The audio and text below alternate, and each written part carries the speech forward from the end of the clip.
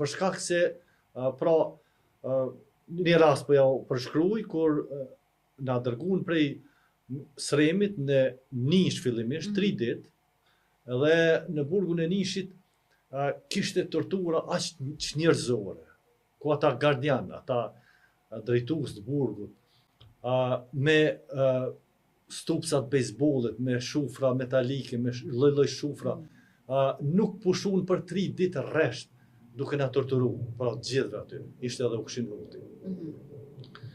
Dhe tash, ditën kur po na dërgojnë në burgun e Dubravës, ndodhi një diçka e papritur.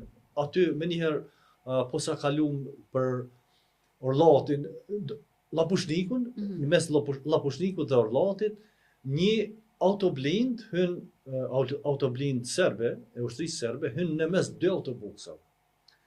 Dhe autobusave ku ishi të vendosun jo? Po, 3 autobuse ishin.